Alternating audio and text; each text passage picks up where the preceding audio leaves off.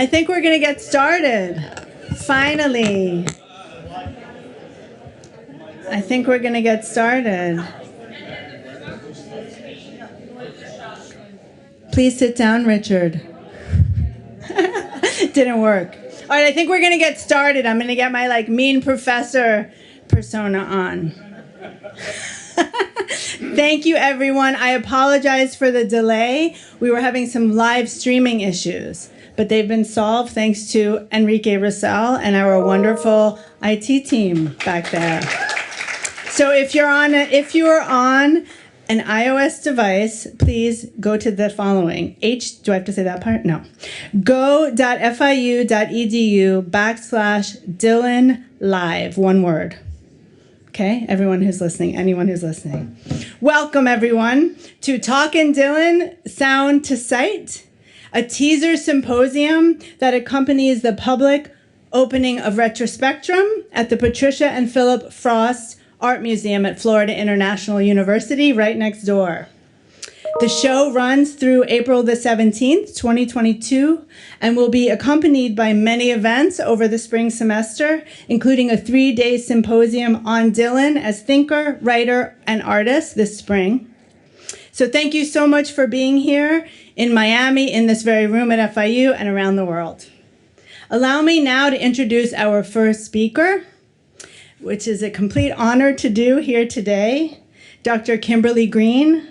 Dr. Kimberly Green is president of the Green Family Foundation and an accomplished philanthropist, writer, and documentary filmmaker.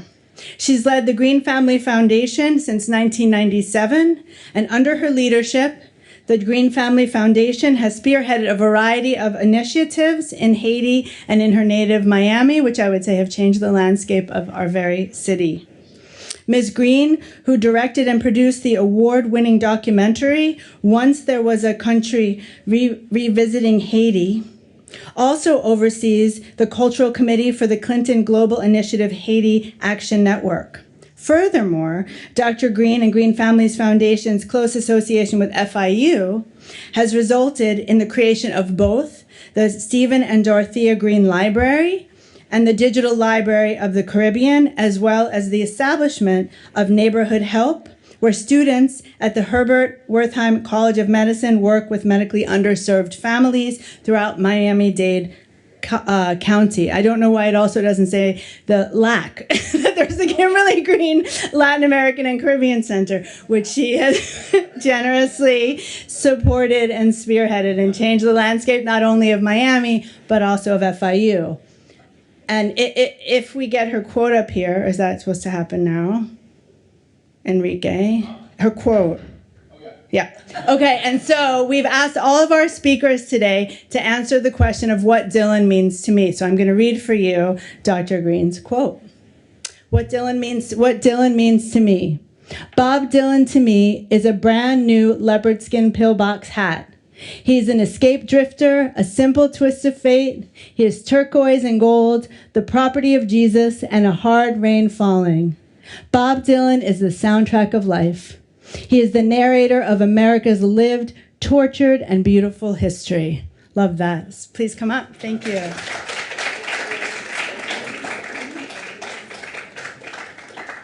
Well, that was a very long introduction. Thank you for sitting through it. First, I want to say thank you to Rebecca and her whole team. I'm not going to remember everyone's name right now, but you guys did an incredible job. Last night was amazing. I'm really excited to be here. This is huge. So I'm a little nervous. So I'm going to read what I wrote. But first off, you could see this picture of me. I think I was 6 years old, and maybe I was, 7. But this was my Bob Dylan meets Billy Jack look. And I think I still have all of those clothes. So, oh, there it goes. Okay, so I'm gonna do a little personal reading here, because I know that the other individuals who are speaking are going to be talking all the smart stuff. All of the how does Dylan relate to our the Venn diagram of life. So I'm going to just talk a little personal. So when I was asked to participate in some way with this unprecedented effort by the team at FIU and all involved, I basically saw my life flash before my eyes. And that's because Bob Dylan has both haunted and illuminated my own lived history. I remember receiving both John Lennon's Double Fantasy and Freewheelin' Bob Dylan for my birthday, both on cassette in 1980. I was 9 years old. It was the same year Kool and the Gang Celebration was all over the radio. I spent the summer at my grandparents' pool with the radio outside, listening to Top 40, and my nights in my room with my cassette player, listening to Bob Dylan and John and Yoko. An interesting balance and juxtaposition on influences. I saw Kool and the Gang on solid gold with their dance moves and flashy outfits, and the funk beat that was hip-shaking and full of flash. And I had to seek out images of Dylan and the Beatles at that age, and I was shocked by what I felt inside my chest and at my core. When we then moved to Boston and had snow days at school, I pleaded with my mother to rent The Last Waltz on VHS. It had everything. Everything I wanted to experience, to wear, to hear, to be. It was the same year I was introduced to the epic works of Homer and mythology, and what I later learned was archetypes. Also during this time, I experienced my first interaction with the homeless community as we lived in a big city and there were people right in front of our apartment living on the cold Boston streets, surrounded by everything they owned. On weekends, I would go with my mother to what was then called a soup kitchen. And there I saw a facet of society that I had never been exposed to. I say all of this because these experiences happened in a short few years and all served to be the ingredients in a perfect storm that was to create the temperature of my cosmology. Bob Dylan, John Prine, Tom Waits, these troubadours became the soundtrack to my travels, as much as authors like Charles Bukowski, Walt Whitman, James Baldwin, and Tom Robbins. Dylan's lyrics and prose enabled me to see the swirls of rainbows in the puddles of oil on abandoned gas stations, the love of a mother in the eyes of the homeless, and the rot in the souls of those in power. His voice helped me to hear the whispers of ancestors on the wind creeping through cracks in walls and the cries of the needy on the warm breeze on a penthouse balcony. I carried his songs with me after the earthquake in Haiti, walking through the rubble and destruction. They allowed me to pause and see the sunrise on a new day of potential and hope. He flowed through my veins during my cancer treatments and through my newly grown hair as I stood on a cliff breathing in new life. But no matter how much I thought unique my experience with Bob Dylan was, travelers I met throughout my life had just as unusual and oftentimes idiosyncratic connection to him that either dwarfed mine or intensified it. His is a voice of equality, of the masses and of the unique, and there is no one like him. Thank you.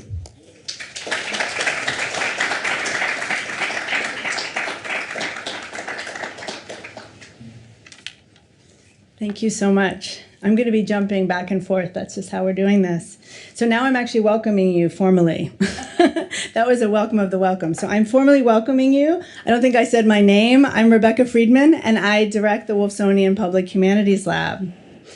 Not for nothing, 2021 will be remembered, at least in my small corner of the world, as the year of Bob Dylan.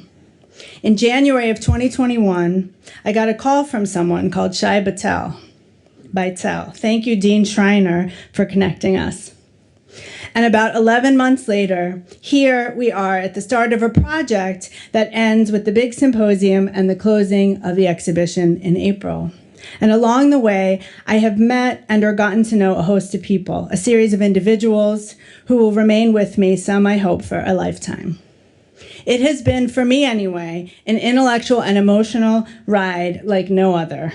Perhaps a ride like only Dylan can provide. Listen, it's not been easy.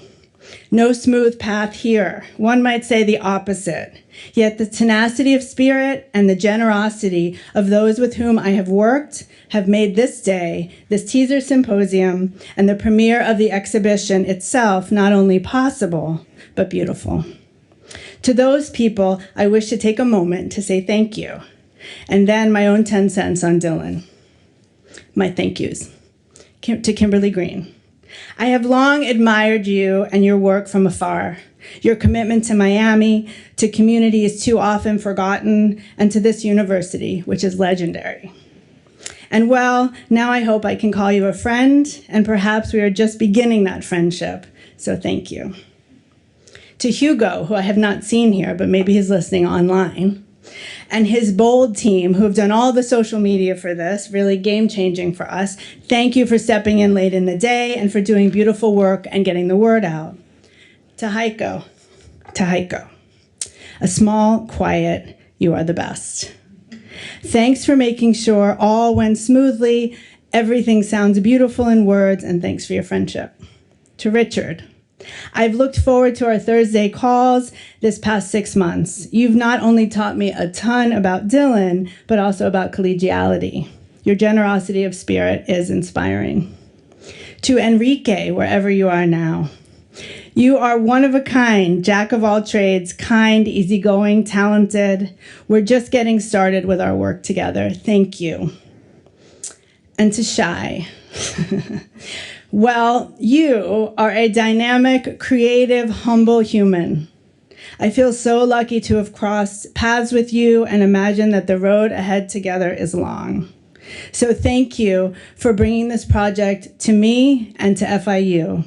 So as a collective, we are greater for it and greater for you, having you, knowing you. And of course, to the Frost Museum and its director, Jordana Pomeroy, thank you for having faith in the project and seeing it through collaboratively. It's amazing. And to each of the speakers today that I didn't mention, thank you. There are few events in one's career, one's life, that have so much meaning, personally and professionally, as this one does for me, to our Wolfsonian Public Humanities Lab, and I would argue to FIU and to Miami. Speaking of Miami, and speaking of FIU, the first question that was posed to me almost a year ago, how does Dylan speak to Miami, to our communities, to our students? That was the very first challenge, to answer that question and to help make people understand. Why devote the Frost Museum and Public Humanities space and effort to a Bob Dylan retrospective in 2021 at the nation's largest Hispanic-serving university? One so intimately tied to Miami and to the South Florida communities. Allow me to answer that now as I did then. This is the perfect moment to meditate on Bob Dylan, on his art, his poetry, his music, his performance. We need not simply reflect on the meaning of a single life, albeit part of our collective American narrative, but rather imagine how many resonances, social, political, aesthetic, historical, he conjures. His art, the whole oeuvre, which I can't say, evokes the listening, the reader, the listener, the reader, the observer, the fan, to imagine stories of power and protest, stasis and flow, universal and particular, through the life of his art of this Nobel laureate. At first glance, Dylan may be an aging icon of the baby boomers, a hero of a now dying progressive milieu in the Village, which ultimately gave us Donald Trump. Woof. Yet, put in our collective and fractured American narratives, he allows so much more discovery and disruption. This show, this symposium, opens up the possibility of dialogue about this post-Trump age. This show and this afternoon's teaser symposium, just phase one, as phase two, as I said, comes later, serves as a way for our students and our communities here and out there to reflect on the relationship between history and the contemporary landscape, to decenter whiteness, to understand how Dylan sung about institutional violence and was embraced by many African Americans and by people on all rungs of America's ubiquitous hierarchies of power over time. Dylan, yes, now and always a white man in a country that privileges those like himself, is also a Midwestern Jew who is able to remake himself in New York City and push through the obstacles so familiar to many. His words created space for peoples from all walks of life to sing and think about the many social hierarchies that continue to plague our country. Think about all the songs, I don't even need to say them for this audience. The Lonesome Death of Hattie Carroll, Hurricane, God on My Side, and on and on and on.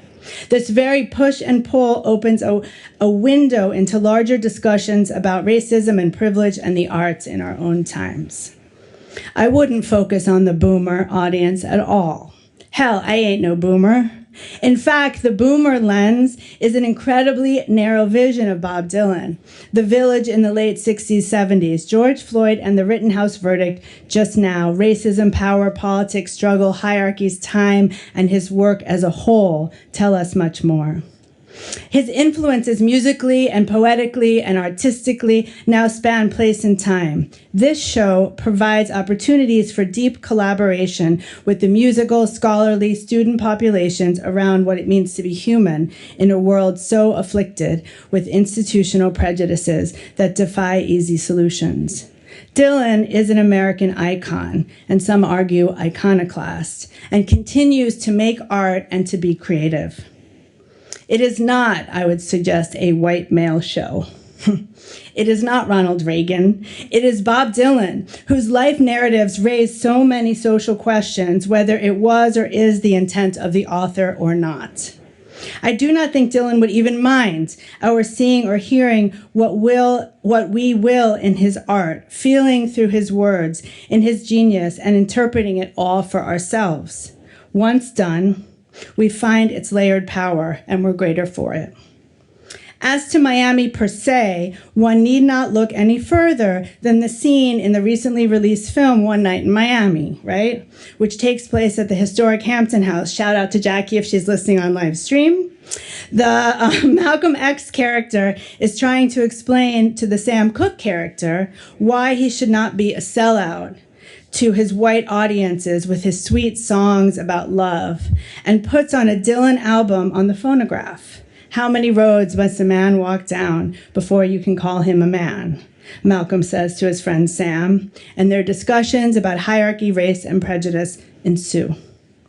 Bob Dylan, the Nobel laureate, speaks to times of trauma and disillusionment, hope and possibility, disappointment and love. Generations who do not understand one another. Politics that are alienating, death and life, racism and violence, peace and love, all beautiful and all Bob Dylan.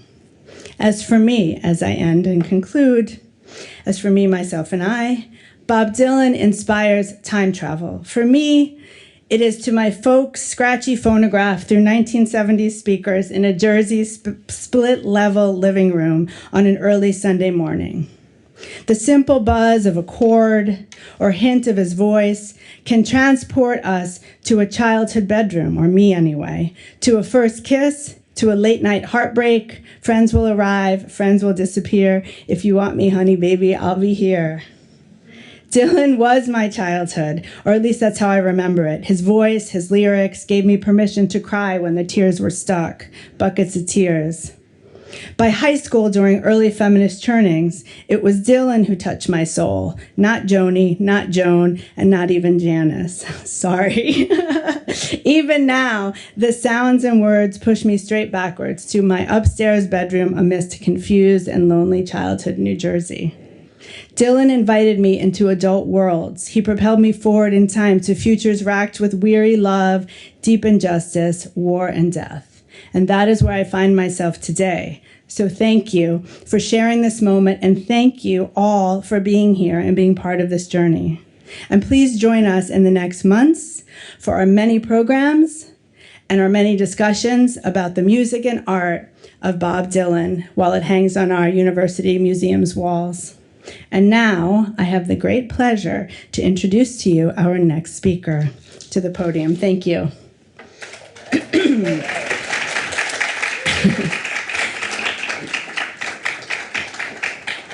Just gets better. Next up, we have Governor David Alexander Paterson, who became the 55th governor of the state of New York in March 2008. Governor Paterson earned his BA in history from Columbia University and his JD from Hofstra Law School. Prior to becoming New York governor, David began his political career when he was elected to represent Harlem in 1985 at the age of 31, making him the third youngest state senator in New York's history. In 2002, he was elected as minority leader of the New York State Senate, becoming the first African American and blind legislative leader in the state's history. In 2014, Paterson was appointed as chairman of the New York State Democratic Party and served on the board of the Metropolitan Transportation Authority. Among his many accomplishments is a popular drive-time talk show radio on WABC AM. At present, he is the vice president and senior advisor to Los Angeles Sands Corporation. David recently published his autobiography, which I personally cannot wait to read, Black, Blind, and in Charge, a story of visionary leadership and overcoming adversity. So now allow me to read his quote, if it gets put up there. Thank you. What Bob Dylan means to me. Bob Dylan challenged the morality of our souls, not by telling us what to do, by merely asking us, how many years will it take? Thank you, Governor Paterson, if you will. Thank you.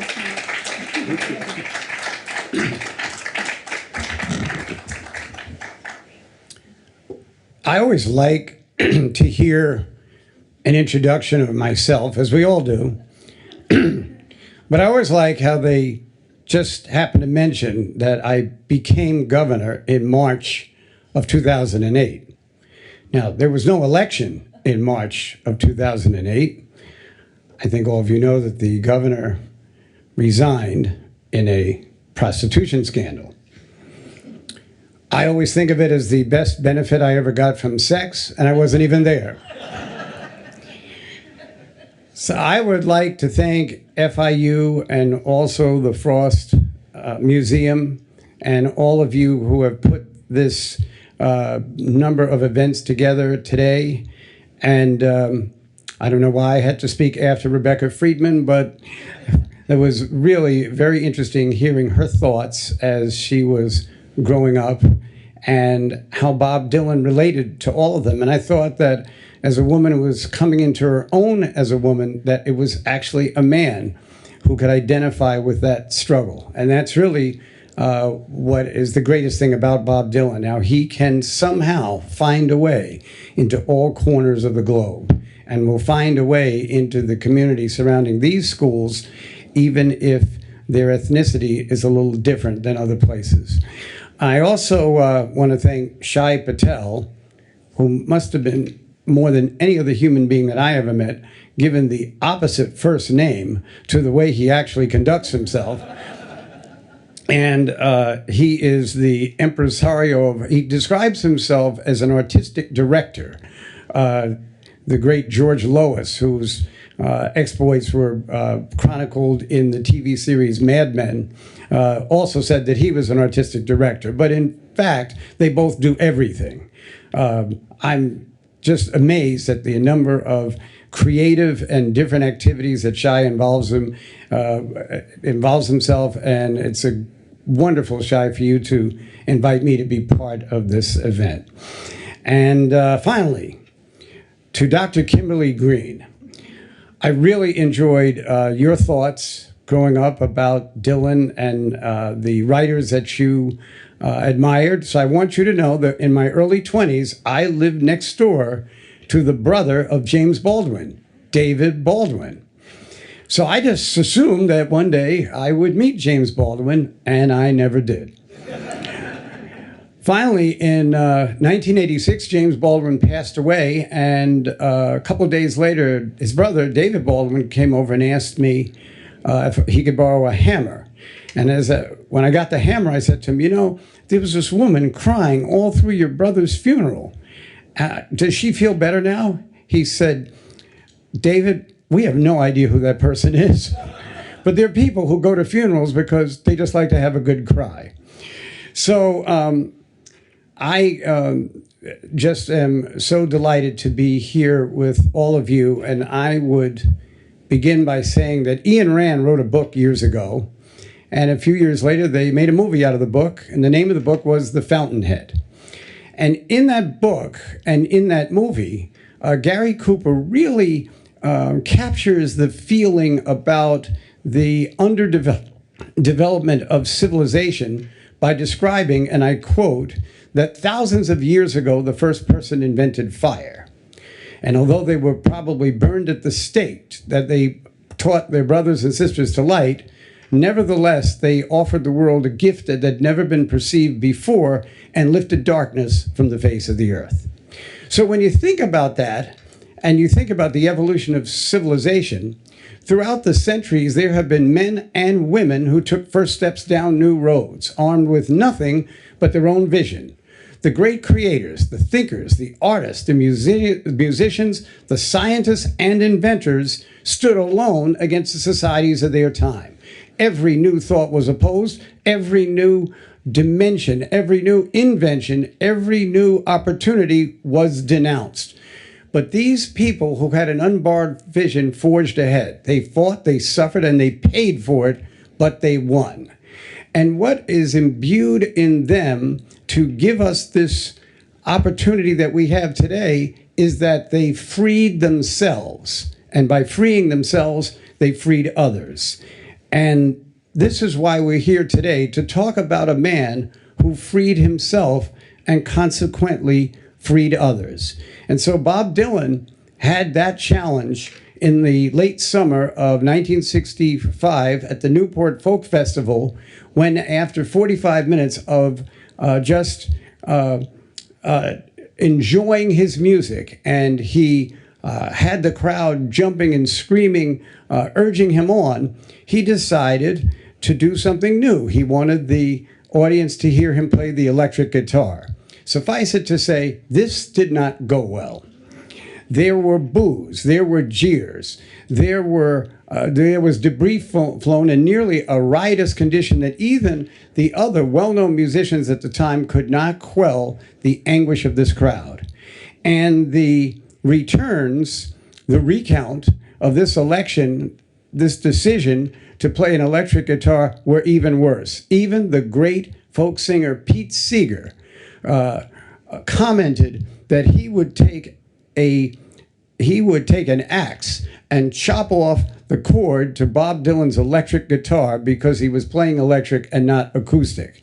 Now, Pete Seeger was one who often excoriated the United States government for not giving freedoms to all people, but yet, in the individual sense, he couldn't grant the freedom to a colleague to move in his own way. So he went from waist deep in the big muddy to neck deep in the big hypocritical way that he handled that situation.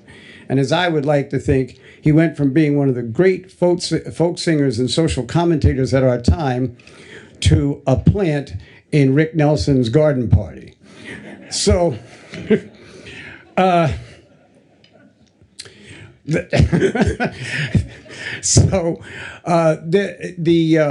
the more important aspect of this situation and this incident was that Bob Dylan was willing to inject himself into this situation. He was willing to live for himself. And by living for himself, I don't mean selfishness or self-aggrandizement or self-centeredness. I mean a person who follows his own path in spite of what the audiences did. And in the end, when we look back on it, it paved the way to some other great works of art that he produced that he would not have been had he been too timid to be himself in front of an audience.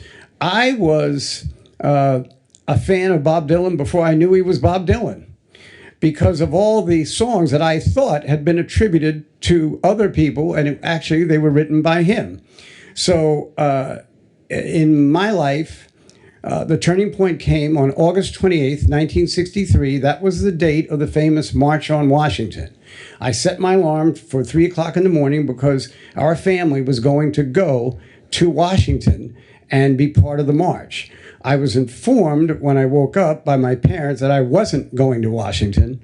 And the reason was because there were a number of fears and threats from groups who were antagonistic and antithetical to what the March on Washington would stand for, that they might attack the marchers.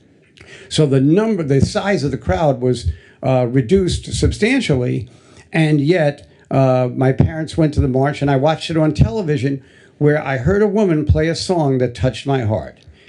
It was Blowing in the Wind, and the artist was Joan Baez. And about a year later, they had an album about the March on Washington called We Shall Overcome, and Joan Baez singing Blowing in the Wind is how the album starts. And then, of course, the great speech of Dr. Martin Luther King, his I Have a Dream speech, followed.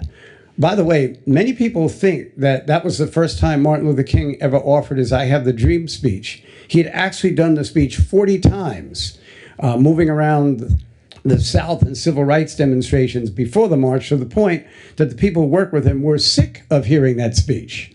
And they would even make fun of his speech when they were in the shower, let water float down like a mighty stream, and all these jokes they made about him. And finally, they sat him down before the march and they said, you must change this speech. And you're not leaving this room until you promise to change it. And he did change the speech. The original name of the speech was something I don't remember. But he changed the name of the speech from Let Freedom Ring to I Have a Dream. That's the only change he made. And in the end, he was proven right. The issues that of the song were just that 2 years later, I'm in a school assembly, and we had a gentleman. He came in, he spoke to us, he played the guitar. He was just kind of a great person for young people to meet. He encouraged us. And at the end, he said, I'm going to play a song by a man who wants to change some things in the world. And he played Blowing in the Wind. So I turned to my friend Warren Stein and I said, Warren, why is he saying a young man who wanted to change the world?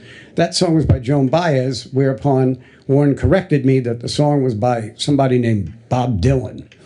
And I said, Dylan? The only Dylan I ever heard of was James Arness playing the sheriff in Gunsmoke.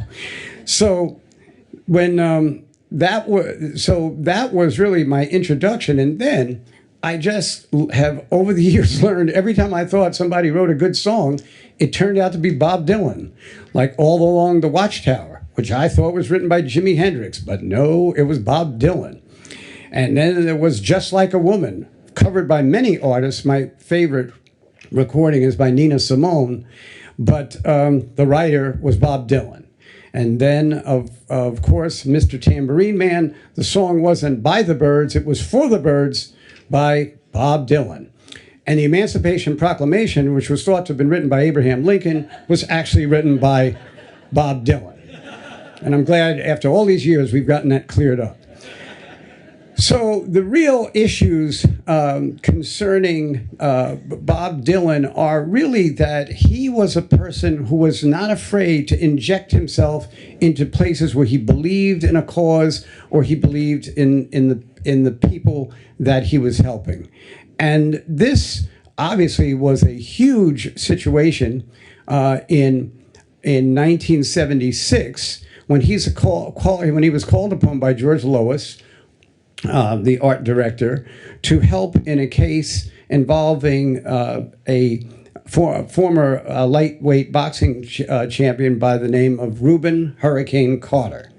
And Dylan went to visit Hurricane Carter and then wrote the song The Hurricane. Now, the interesting thing about this is they had talked to all the major artists, Frank Sinatra, Dean Martin, Tony Bennett. They'd all gotten involved with the civil rights movement of Dr. King, but wouldn't touch this. Even the great black performers, Ray Charles, Stevie Wonder, none of them wanted to have anything to do with this situation. But Bob Dylan came forward and wrote the song The Hurricane.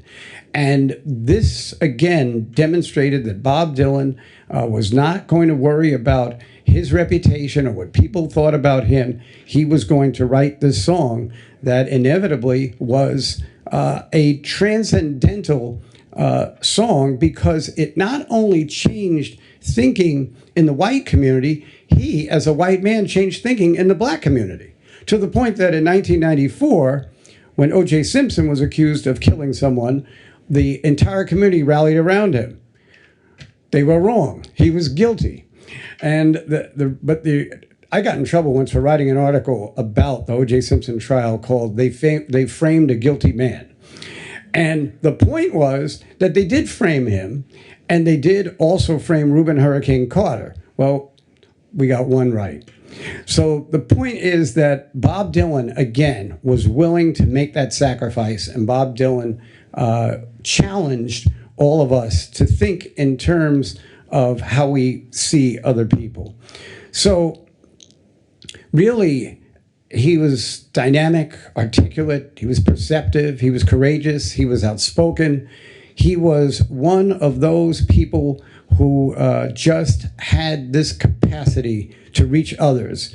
Quite often, when we would go to schools and we would talk to students, we tell them, if you ever get yourself in a position where you can help the younger people in your own community, don't forget where you came from.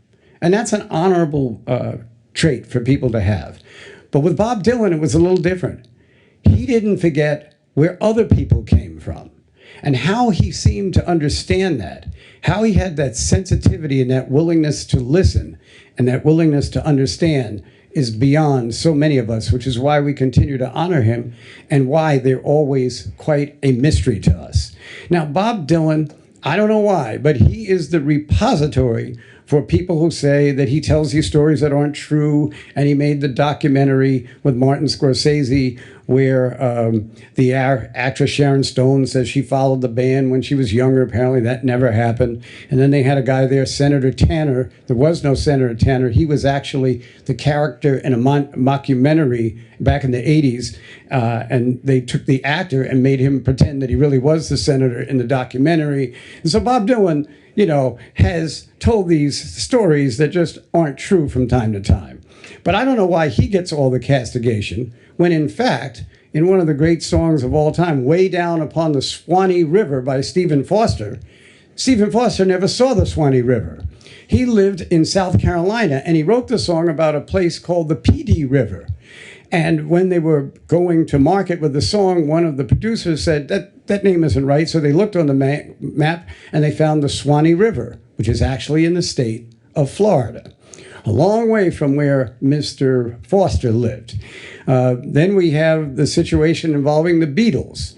They learned that you could take some words and play them backwards, and they would mean other words, and created this whole illusion that Paul McCartney was actually deceased. So in the song The Walrus, here's another clue for you all: the walrus is Paul. Then they said backwards, but if you learned, as I did when I had a 7.5-inch reel-to-reel tape recorder, if you reversed the tape, you could get what they were really saying. And John Lennon is whispering, Paul is dead now, miss you, miss you, miss you. So they went through this whole charade for years. They've never denied that, they've never admitted that they actually did it, but they did it. Now, how is all this any different than Bob Dylan? When it's serious is when the artist's talent is misused. The number of artists who recorded songs, many of them African-American, whose the titles were changed and the names were changed, and other artists got credit for their work. And then finally, one of the worst situations in music history, the album cover of albums by the late singer Bessie Smith, who was reported to have been hit by a car and then denied ambulance service, or when they got to the hospital, the admission to a southern hospital in Alabama. The reality was that she was hit by a car, a doctor drove by, he didn't want to drive her in his car, but he had them meet him at a hospital. She was admitted to the hospital, but died there. The story was changed by the producers of the albums, who were making money by antagonizing the audience that loved Bessie Smith. That's when dishonesty works to the detriment of the artist. So Bob Dylan really, in some of these charades that he plays, is challenging us. And what I've always thought is that Bob Dylan doesn't always tell us the truth because he knows we don't always want to hear the truth. And of course, it is such that we really learn that art is really a display. It's not always accurate, but it challenges to think about what actually is accurate. So as we celebrate him and celebrate all that he's given to us, it's my honor to be a part of it. And Bob, if you're out there listening, if there's ever been any point that you thought that people didn't really totally hear your message, we know there was a lot you had to endure, but I think today you'll know for sure. Thank you very much.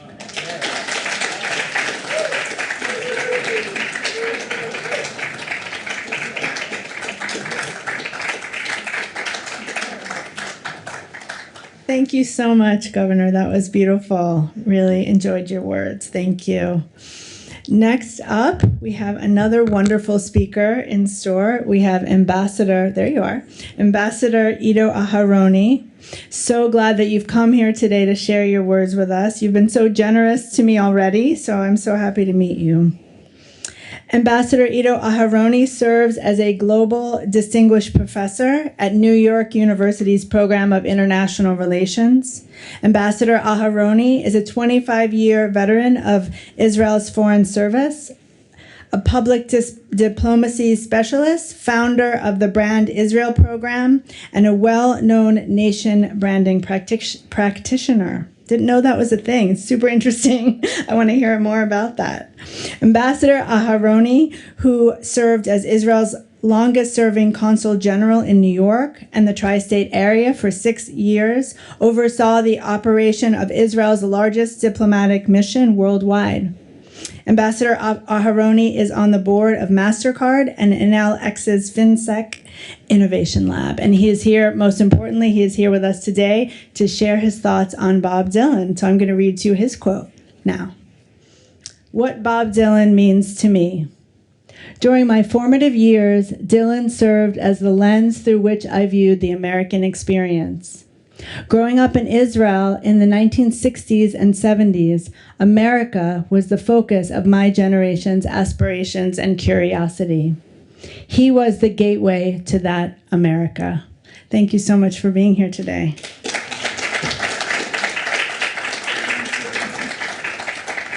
Thank you so much. I'm so honored and privileged to have been asked to be here, and I really have to thank my dear friend Shai Baitel, whom I've known for more than 20 years now.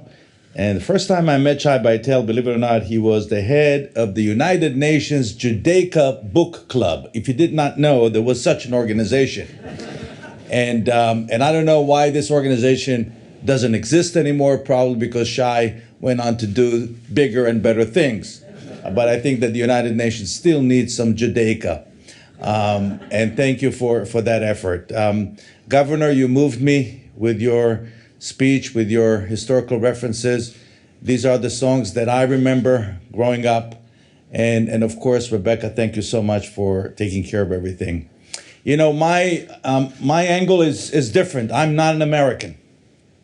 I am an Israeli. I was born and raised in Israel. It's true that I served 14 years as an Israeli diplomatic representative in the United States, 4 years in New York and 4 years in Los Angeles and 10 years in New York. 6 of those 10 years, I served as a consul general. What does a consul general do? I'm sure the governor knows, but those of you who don't know, consul general, unlike the ambassador in Washington, D.C., is not dealing with government-to-government ties, but rather with community-to-community ties, with people-to-people. So it's about the promotion of culture. It's about the promotion of business. It's about academic affairs. It's about relating to the media. And it's about understanding the culture.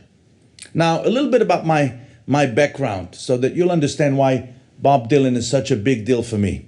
And I think my entire generation. It may sound counterintuitive to people that don't know Israel, but Bob Dylan was and still is a very big deal in Israel, and not just because he is Jewish. It's not about him being Jewish. It's about him communicating and really mediating America to the world. And let me explain. State of Israel was founded officially in 1948. But the process of building the nation actually started in 1860, when Sir Moses Montefiore came from England to Jerusalem and built the first neighborhood outside of the old city. And the nation was built slowly. Imagine, what was the first higher learning institution that the pioneers built in the Holy Land? Was it a military school? Was it an engineering school? It was an art school called Betzalel, 1906. And the influence was heavily Russian. My own family, for example, Aronov, a Russian name, came from where is today Uzbekistan. They settled in Jerusalem in 1874. The music that was created was heavily influenced by Russia. Even the Israeli genre, unique genre, called shepherd's music, shirei ro'im, those of you who speak Hebrew, people that actually went out with the cattle to the fields, and they brought a flute with them, and they just wrote songs. It was a genre like that in Israel in the 1930s and the 1940s, was heavily Russian.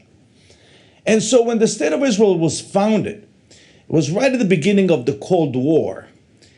It wasn't obvious that Israel would side with the United States. You have to understand that. There was a very powerful camp within Israel that pushed for the Soviet orientation. And I grew up in the 1960s. I was born in 1962 in a small town south of Tel Aviv. Like most of the towns in Israel at the time, we lived in tiny apartments in building blocks. We used to call them the blocks. Very similar to the projects in terms of the size of the apartments. And the music was mostly Israeli, heavily influenced by, again, the Russian culture. And the orientation, at least until 1967, was definitely European, was French. If there was a dream for a young Israeli in the 1950s, an artist, a filmmaker, a musician, the dream was to go to Paris. That was the orientation. And you grew up listening to Charles Aznavour, Georges Moustaki, Jacques Brel, right? Edith Piaf. Those were the heroes of Israeli culture. Until this very day, Israel is part of the French-speaking world. We have over 1 million Israelis that French is their first language. And then in 1967, the French embargo, almost overnight, pushed the Israelis into the clear American orientation. The discovery of America was swift. I remember it very, very vividly. My sister, who's 7 years older than me, was the person who really shaped my musical taste. And what kind of music, Governor? Same kind of music that you mentioned. The artists that the Israelis were first exposed to, of course, the Sinatras, the Elvises of the world, but mostly American soul music.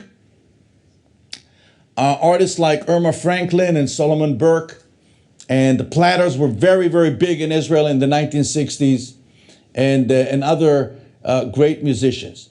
Now, for me as a kid, America was a huge fascination. The first albums that I received were a Bob Dylan album, right? A Gordon Lightfoot album, and a Neil Young album, Leonard Cohen album. For me, all those four musicians represented America, meaning the United States. It took me years to realize that only Bob Dylan was an American among them, that the other three were actually Canadians. But it didn't really matter because they spoke the same language.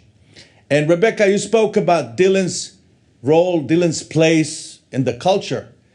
For us in Israel, Dylan was the, how should I say, he was the brand. What do I mean by that? How do we measure brand? A brand is an abstract thing. And again, government, you beautifully described the fact that Bob Dylan is refusing to play by the rules. And I would translate what you said into a very simple description. He is a performance artist. He's a performance artist. Everything he does is part of his art, including his biography. If you haven't noticed, he was born in 3 different places. We still don't know where he really was. Was he from Duluth or from Gallup? Did he really meet with, who was it that he claimed? Woody Guthrie? Did he really go to this asylum to see him or not? We don't know. And that's part of the brand. So how do you measure a brand that is so abstract? There are four pillars to every brand. The first pillar is to what extent you can distinguish the brand from its competitors. Well, we know, look at him, how unique he is. Differentiation is not his problem. His voice, his insistence to be, let me put it this way, his ability to be consistently inconsistent makes him very, very unique. The fact that he never pleases the audience makes him very, very unique. Let me give you a couple of stories about Israel. So in 1987, I believe it was, he came to perform in Israel. And he also came to do his son's bar mitzvah in Israel, Jacob. And the plan was for them to arrive from Rome on a Friday. And of course, everybody's waiting for them at the airport, and the airplane lands from Rome, and they're not on the plane. And there is no explanation they're missing. Bob Dylan and his son are missing. This is 1987. The whole country is panicking. And then on Friday and Saturday night, so almost 36 hours later, he walks into the hotel lobby, the Hilton in Tel Aviv, with his son. Where were you? We took the bus from Cairo. My son wanted to see the pyramids. So they just flew from Rome. Instead of flying to Tel Aviv, they flew to Cairo, and then they took the bus and just walked in. And of course, you can imagine the impresario almost got a heart attack. But the idea that he is so unique is very, very important in the construction of the brand. The second element about any brand, the second pillar, is knowledge. A big part of the brand, we really don't know what people know. Our experiences with Bob Dylan are very unique, are very subjective. But what we do know is what is our own perception of knowledge, meaning, do I want to know more? And Bob Dylan's been very smart about it as an artist. The brand's level of knowledge is based on what we call mysticism. The world that he created is a mystical world. It's a word where English is very elastic. The language is very elastic. That very elasticity of his world is very, very attractive. I remember when I was in high school, my teacher was British. And in those days, when you bought albums, they came with the lyrics. And that's how I learned English. In Israel at the time, there was only one state-run radio channel. Television started only 1968 for an hour and a half a day, black and white. And only in the early 70s, television really kicked in. We had 5 hours every evening of television, black and white, mostly from England. And the only show that came from America was Bonanza. And later on, All in the Family, Archie Bunker, right? He was the introduction to America for the Israelis. And so you can imagine what a breath of fresh air it was to receive an album with the lyrics that opened the window to the mystical world of Bob Dylan. Think about the women in his songs, how he describes them. Think about the places. Durango. God, I love to go to Durango. What a place. And who's Isis? What's the story with Isis and the dead body and the grave? And this whole world is so mystical. And it's hugely, hugely attractive. And of course, it solidifies the notion of America as a brand based on freedom. The third element that every brand needs for its own well-being, so we said differentiation, knowledge, is esteem. How highly regarded the brand is by its own group of reference. So in the case of Bob Dylan, the governor mentioned it, his songs were covered by some of the greatest artists in the world. I think I recently read that his song, To Make You Feel My Love, was covered by no less than 450 artists all over the world. Can you imagine? It was originally performed by Billy Joel, but really Adele is the artist that made it into an internationally recognized hit. And then the fourth element. So esteem, of course, is something that you win through hard work. And he became the voice of his generation, probably, again, reluctantly. We'll talk about that in a second. The fourth element is relevance. How relevant is it to your life, the brand? So if I'm, if I'm a sporting fan, and I don't know, if I'm the New York Knicks fan, the Knicks is very relevant to my life. If I'm a Miami Heat fan, they have the Heat is very relevant to my life. Bob Dylan has a following because his words, the world that he depicts, is so relevant to so many people. And that's the reason why when he sold his catalog, he was able to sell it for an unprecedented amount of money, not because there were such big hits, but because it was so, again, unique. It was such a brand, and the brand is so strong. Perhaps one of the strongest brands in the history of popular culture. In many ways, and I don't want to get in trouble saying this here next to my esteemed academic friends. I'm not here as an academic, I'm here as a fan. I think that history will remember him the way we remember William Shakespeare, in terms of his influence on the vernacular, in terms of his influence on the way we understand the world. And again, this elasticity is that secret sauce that keeps it together. One last word about that show in Israel was horrible. He stood on stage. He gave instructions to the cameraman not to take any close-ups. He was basically hiding from us. And he did it again the following night in Jerusalem. And we were heartbroken. We were heartbroken. I remember we were kids. We were heartbroken. And then I realized that that's, again, part of their persona. I watched, in preparation for today's program, an interview that he did for 60 Minutes in 2004, in which he refuses to accept the role of the voice of his generation.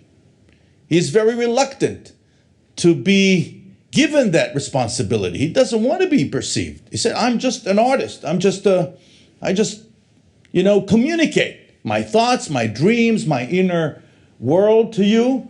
And I have a following, and I'm very happy about the fact that I have a following, but don't ask me to be your voice. This is not who I am. And you could see, if you noticed, he is doing like this with his fingers throughout the entire interview. So his body language is telling us he doesn't feel comfortable with the camera on him. He doesn't. So it is possible to be a public figure, yet be extremely shy. Not like our shy, but really shy. And so with that, I just would like to thank you, and I'm so humbled and privileged to be here, to participate in this program. Bob Dylan is a big part of my American experience, even before I came to America, and he still is a big part of the way I understand American culture. So thank you so much. It's been a pleasure to address you, and I'll be happy to answer questions later.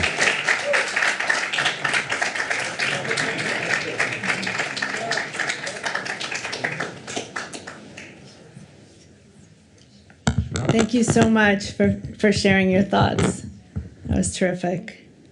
Next up, we have Professor Robert Polito, who has traveled here from New York to be with us today. Robert Polito's books include Savage Art, a biography of Jim Thompson, which received the National Book Critics Circle Award, and the poetry collections Hollywood and God and Doubles. He edited Farber on Film, the complete film writings of Manny Farber for the Library of America, and in collaboration with filmmaker Michael Almereyda and novelist Jonathan Latham, edited Manny Farber paintings and writings. His writing is anthologized in Best American Essays, Best American Poetry, and Best American Film Writing. The founding director of the New School Graduate Writing Program and the Riggio Honors Program, Writing and Democracy. He served as president of the Poetry Foundation from 2013 to 2015, and his current projects include a book about Bob Dylan. So let me read his quote here, which isn't fair because it's not all here, is it, Robert? But I'm going to read what we have. Okay, it wouldn't fit on the slides, but I'm going to read what's here. What Dylan means to me. One feels lucky as well as grateful over the years to have shared passage on this fragile earth with so many astonishing, devastating artists and writers, and then he names them all, which we don't have here. But for me, Bob Dylan always heads up this infinitely reshuffling internal pantheon. Thank you. Can't wait to hear your words.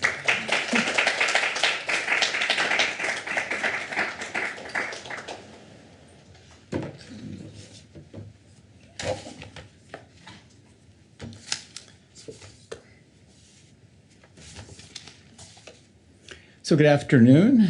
I'm very pleased to be here with you, and I especially want to thank Rebecca and Richard for inviting me and for their kind roles in making this conversation possible. Rebecca asked me to put together a little piece of writing that would last about a half an hour, and I'm extremely happy to do that. As Bob Dylan sang on his 1997 album, Time Out of Mind, it's not dark yet, but it's getting there. And my focus today is a sort of thumbnail digest of a dark and much larger topic, Bob Dylan and noir. Let me start with 3 paintings from the beaten path, an exhibition of what Dylan in his foreword to the 2016 Halcyon Gallery catalog designated American landscapes. And there they are in kind of brisk succession. All 3 of these paintings are rooted in frames from Orson Welles' 1958 film noir Touch of Evil. And I want to signal my appreciation to the resourceful Scott Warmoth, both for that elegant discovery and for these surprising source images. Now a bit more slowly. And I guess the first image. This is a painting called Oil Rigger's Shack with the Touch of Evil frame below. The next is Night from a Hotel Window. And note that contra his film source, Dylan transforms the original advertisement for steaks into a word that almost but not quite approximates noir. Still more boldly, in the next image, here Dylan titles this painting Philadelphia, Mississippi, thereby... Any thoughts? Let me see what Okay, still more boldly, here Dylan titles this painting Philadelphia, Mississippi, thereby repositioning both the image and the evil as the town where in 1964 the civil rights activists James Chaney, Andrew Goodman, and Michael Schwerner were abducted and murdered during Freedom Summer. In a sort of epigraph to the Beaten Path Halcyon catalog, Dylan writes, "The works were done from real life, literature, films, songs, poems, and poetry, and a certain outlook, all scrambled together in one form or another." That certain outlook of Dylan's, I want to intimate, just might be, or at least spans, noir. Everyone knows the legend of those French critics who, viewing some American films for the first time after the Second World War, The Maltese Falcon, Double Indemnity, Laura, Murder My Sweet, and The Lost Weekend, focused the correspondences among them and called what they saw noir. From that vantage, noir is a historical genre of psychological crime movies and analogous novels, from Dashiell Hammett, Raymond Chandler, and James M. Cain, to Jim Thompson, David Goodis, Patricia Highsmith, and Chester Himes, performing inside a distinctive matrix of artistic conventions. Sometimes noir, though, in contemporary nostalgic colloquy, is reduced to fedoras, wide ties, moody lighting, and rote invocations of guns and shadows. But I want instead to invoke the insistent formal experimentalism in noir, the tilt towards surrealism, fragmentation, and self-consuming narratives, notably in Thompson, Goodis, and Highsmith, and recall for us that the only other American writer Gertrude Stein wanted to meet during her triumphant tour after the success of the autobiography of Alice B. Toklas was Dashiell Hammett. From other vantages, noir is as old and elemental as America. American fiction, for instance, originates in Charles Brockton Brown's Wieland from 1798, with a man hearing voices commanding him to kill his family. Or think of Melville, whom Dylan referenced as he introduced his band at New York's Beacon Theater on his current tour. or of Poe, whom he summons on I Contain Multitudes from his 2020 album, Rough and Rowdy Ways. From yet another vantage, noir is as old and elemental as Greek tragedy, Aeschylus, Sophocles, and Euripides. During one of my visits to his Tulsa archive, I found a Ritz-Carlton hotel stationery envelope with the names James M. Cain and Jim Thompson in Dylan's handwriting, bracketed alongside some draft lyrics. And noir courses through his outlook and language at least as far back as Highway 61 Revisited from 1965. Think of the Carney Fantastics in Ballad of a Thin Man, or the wastelands of Desolation Row, and all the way to our immediate moment. For those 3 concerts at the Beacon Theater, the weekend prior to this past Thanksgiving, details in his simple stage set for the Rough and Rowdy Ways tour, red curtains, crepuscular lighting, and a chiaroscuro floor, appeared specifically intended to conjure up the Red Room, Black Lodge of David Lynch's Twin Peaks. Here are some shots of Dylan's stage set. Here is Lynch's Black Lodge. The Black Lodge Red Room entered Twin Peaks, as you'll remember, via a dream of Agent Dale Cooper, as Cooper talks here with Deputy Tommy Talk Hill. Hawk, Cooper, you may be fearless in this world, but there are other worlds. Worlds beyond life and death, worlds beyond scientific reality. Cooper, tell me more. Hawk, my people believe that the White Lodge is a place where the spirits that rule man and nature reside. There is also a legend of a place called the Black Lodge, the shadow self of the White Lodge. Legend says that every spirit must pass through there on the way to perfection. There you will meet your own shadow self. My people call it the dweller on the threshold. Cooper, dweller on the threshold?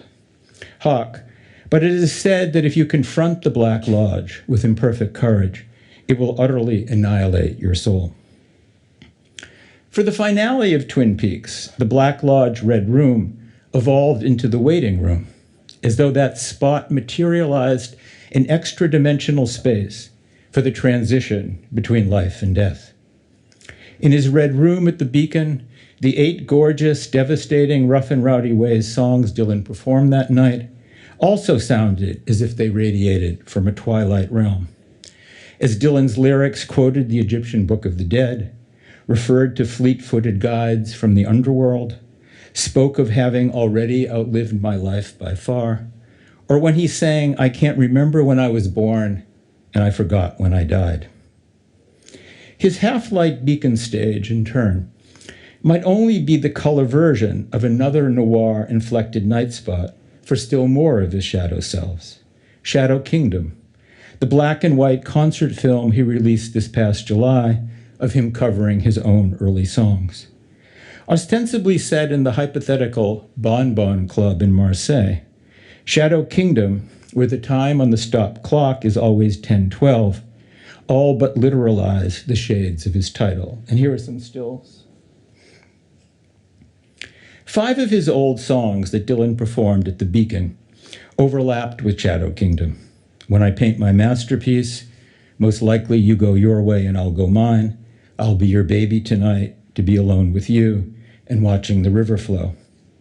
Moreover, To Be Alone With You, hitherto a throwaway country love tune from Nashville Skyline, was almost totally rewritten, reemerging now as a sly murder ballad reminiscent of Jim Thompson's slippery, psychopathic killers. I'm collecting my thoughts in a pattern, moving from place to place, stepping out into the dark night, stepping out into space. What happened to me, darling? What was it you saw? Did I kill somebody? Did I escape the law? Got my heart in my mouth, my eyes are still blue. My mortal bliss is to be alone with you. My mortal bliss is to be alone with you. So if we could move to the next images. As likely as not, Dylan named Shadow Kingdom after a story of mass deceptions and multiple identities by Robert E. Howard, notably the creator of Conan the Barbarian, and published in the August 1929 issue of Weird Tales. The earliest of Howard's cull fictions, The Shadow Kingdom originates in the Thurian Age in Volusia, a nation ruled from the shadows by a race of pre-human serpent men. As Howard moves in and out of Cull's consciousness, in Mass, the final chapter of The Shadow Kingdom. No, that was no dream, that monstrous interlude. As Cull sat upon his throne in the hall of society and gazed upon the courtiers, the ladies, the lords, the statesmen, he seemed to see their faces as things of illusion, things unreal, existent only as shadows and mockeries of substance. And what mused Cull were the realities of life? Ambition, power, pride, the friendship of man, the love of woman, battle, plunder, what? Was it the real Cull who sat upon the throne, or was it the real Cull who had scaled the hills of Atlantis, harried the far isles of the sunset, and laughed upon the green roaring tides of the Atlantean Sea? How could a man be so many different men in a lifetime? For Cull knew there were many Culls, and he wondered which was the real Cull. After all, the priests of the serpent went a step farther in their magic, for all men wore masks, and many a different mask with each different man or woman. And Cull wondered if a serpent did not lurk under every mask. Next image. Noir figured more explicitly in some other Dylan elusive creations along the way. Dylan assembled songs on his 1985 album Empire Burlesque from film dialogue. Many of those films crime and noir. The move foreshadowed his later intricate collage lyrics from writers as various as Ovid, Virgil, Homer, F. Scott Fitzgerald, Henry Timrod, Mark Twain, Byron, Flannery O'Connor, Junaki Saga, among, no exaggeration, countless others, on such 21st century recordings as Love and Theft, Modern Times, Tempest, and Rough and Rowdy Ways. On Empire Burlesque, lines in tight connection to the heart, what looks large from a distance, close up, ain't never that big, originated in a sentence Gary Cooper applied to cops in Now and Forever from 1934. Close up, they don't look as large as they do from a distance. Or Seeing the Real You at Last, a song about reality and projection, ingeniously pinches nearly all of its phrases from movies, including Double Indemnity, To Have and Have Not, The Big Sleep, Key Largo, and The Maltese Falcon. The Maltese Falcon also figures in tight connection to the heart, as well as When the Night Comes Falling from the Sky. Today, amid our constraints of time, I'll reluctantly skip over Masked and Anonymous, Dylan's 2003 film, which his collaborator Larry Charles describes as, quote, a post-apocalyptic sci-fi film noir spaghetti western. And, as Charles told me, was shot after he and Dylan screamed, quote, all those noir films, ranging from Key Largo to Kiss Me Deadly. But noir and violence also fuses Dylan's 21st century music videos, particularly 4 directed by Nas Edgerton, Beyond Here Lies Nothing, Must Be Santa, Duquesne Whistle, and The Night We Called It a Day. The Night We Called It a Day, culled from Shadows in the Night, the first of Dylan's trio of collections of songs from the Great American Songbook, all also associated with Frank Sinatra, tracks a sort of mini-noir, a love triangle, a burlesque dancer, plot red herrings, and totemic LA settings. And here it is. Here's the Night We Called It a Day. So when Dylan was asked by an interviewer whether a younger listening audience might find his Sinatra covers corny, his response seethed with the dynamics of noir. You tell me. I mean, I don't know why they would, but what's the word corny mean exactly? I've heard it, but I don't use it much. It's like tacky. I don't say that word either. There's just no power in those words. These songs, take him or leave him, if nothing else, are songs of great virtue. That's what they are. If they sound trite or corny to somebody, well, so much for that. But people's lives today are filled on so many levels with vice and the trappings of it.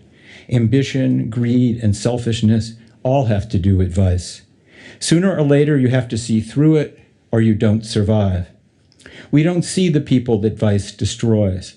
We just see the glamour of it on a daily basis. Everywhere we look, from billboard signs to movies to newspapers to magazines. We see the destruction of human life and the mockery of it everywhere we look. These songs are anything but that. Romance never goes out of fashion. It's radical. Maybe it's out of step with current media culture. If it is, it is. Some of us also come to noir through Samuel Beckett. All those beautiful sentences telling you the most terrible things. I've often thought that Dylan's 1997 album, Time Out of Mind, is what in an alternate universe Beckett's Lost Country Blues record would have sounded like. Here's a little more of the song I quoted at the outset, Not Dark Yet. Appears to distill a noir marriage. I think that when my back was turned, the whole world behind me burned. It's been a while since we walked down that long, long aisle. We cried on a cold and frosty morn. We cried because our souls were torn. So much for tears, so much for those long and wasted years. But even here, noir and late Dylan is also inherently political. An interrogation of capitalism and enmeshed in the legacies of the Civil War and slavery. As he sings on Pay in Blood, night after night, day after day, they strip your useless hopes away. The more I take, the more I give, the more I die, the more I live. I got something in my pocket, make your eyeballs swim. I got dogs that could tear you limb to limb. I'm circling around in the southern zone. I pay in blood, but not my own. Poet Frank Bedard once remarked, again and again, insight is dramatized by showing the conflict between what is ordinarily seen, ordinarily understood, and what is now experienced as real. Cracking the shell of the world or finding the shell is cracking under you. Noir in Dylan is one of the sounds that the shell of the world makes as it is cracking under us. Noir in Dylan, as Philadelphia, Mississippi, his touch of evil painting from the beaten path insinuated, is also the sound of a nation that originated in genocide, was sustained by slavery, but earnestly protests, this is God's country. So back to Dylan's Black Lodge Red Room on stage at the Beacon Theater a little over a week ago. On all three nights, Dylan sang I Contain Multitudes, his echo of and homage to Whitman's Song of Myself. Yet Dylan's 21st century vision there was far darker than Whitman's aspirational 19th century celebration. For his I Contain Multitudes, Dylan noted, I live on the boulevard of crime. He quoted Ward Hill Layman, Lincoln's bodyguard, I carry 4 pistols and 2 large knives. And he acknowledged the hate and betrayals inside of all of us. Greedy old wolf, I'll show you my heart, but not all of it, only the hateful part. I'll sell you down the river, I'll put a price on your head. What more can I tell you? I sleep with life and death in the same bed. So I'll end now with 3 more noir film paintings from the beaten path, also courtesy of Scott Warmoth. This is Twilight After Dusk, from a frame of Robert Wise's 1949 noir, The Setup, a study of corruption in boxing and the viciousness of fight fans. And the next.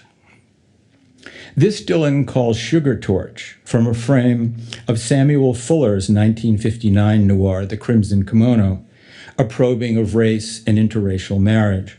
Sugar Torch is the murdered stripper in Fuller's film. And the next. And this is Del Rio, from a frame of Anthony Mann's 1949 noir Border Incident, an account of gang exploitation of Mexican immigrants along the California border. Dylan's visual sources here might have roots in films from over 60 or 70 years ago. But what he once said of his music is also faithful to these paintings. My music, he said, is always speaking to times that are recent. Thank you.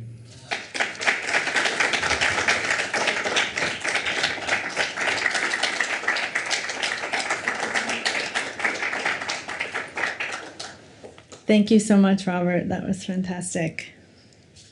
And I just asked him to do that a week ago. It's true. So thank you. Now we have my friend Richard Thomas. Richard Thomas is George Martin Lane Professor of Classics at Harvard University. Born in London and brought up in Auckland, New Zealand, he did his PhD at the University of Michigan in Ann Arbor.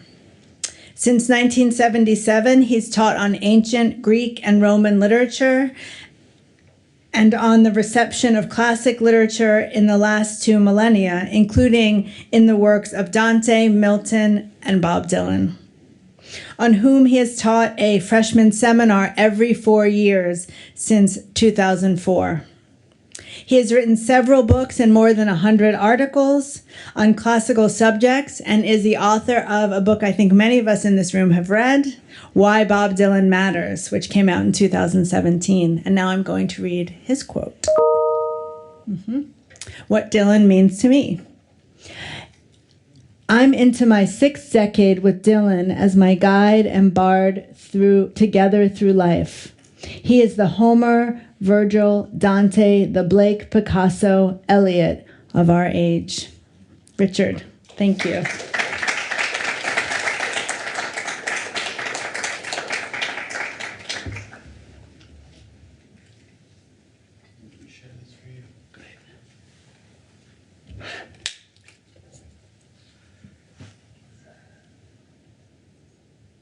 That's the end. There we go.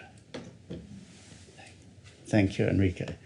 Thank you, Rebecca, for that introduction. And it's one of the wonderful things about working on Bob Dylan, which I've been doing really since Dylan started channeling classical authors. He did that in 1978 and a bit in the song Changing of the Guards, but really started doing it consciously in 2001, and that's why the freshman seminar began in 2004. Before that, I'd been a fan and I'd been a classicist as 2 separate enterprises, but really in the 1980s and 90s, I started seeing Dylan really in the same way that I saw those authors that were up there, the authors that I work on. And part of my curiosity is whether, I won't be around to see it, but whether 50 years from now Dylan will still be around, and I believe he will. And I think that is what makes him a classic. I'm going to talk in April about what is a classic, going back to the essay by T.S. Eliot in 1947, which said one can't define a classic without including Virgil's Aeneid, the great Roman epic, and so he defines what is a classic through that poem. I'm going to do the same thing, but with Dylan, who is for me as Virgil was for Eliot, and as Virgil also is for me. So the great thing about doing this work is that I get to meet people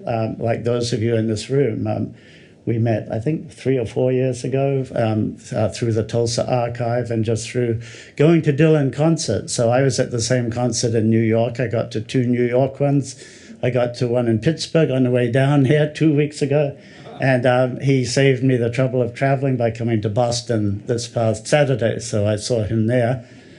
He's in Philadelphia last night and tonight, and then ends up in Washington, D.C. So one gets to meet people. And my 3 years ago, almost, I think I had an email from somebody who said, I'm involved in a big Dylan project. I wonder if you might be interested. And I occasionally get emails like that. And I thought, yeah, sure you are. It turned out to be one Shai Baitel, who I first emailed Jeff Rosen and said, is this guy okay? Because Jeff Rosen, Dylan's manager, would say, no, stay well away from him, if he wasn't okay, as he's occasionally said. But anyway, that was the beginning of a wonderful collaboration. That the climax was yesterday when I actually met Shai for the first time, because I was involved in an essay that we worked on for the Retrospectrum in Shanghai, and then, but we didn't meet in Shanghai. We weren't there at quite the same time, but then met yesterday with this wonderful collection. And then meeting the governor and the ambassador today, and of course meeting Rebecca Friedman and Heiko and Miller every Thursday morning at 10:30 Eastern Time. We met for the last, I think, 6 months to be working on this. So that's been wonderful. So I could also talk about my early Dylan encounters in New Zealand, and we got Bonanza. We also got I Love Lucy. Those were our two shows. I see a look of puzzlement on the faces of the younger people, but I Love Lucy, Lucille Ball.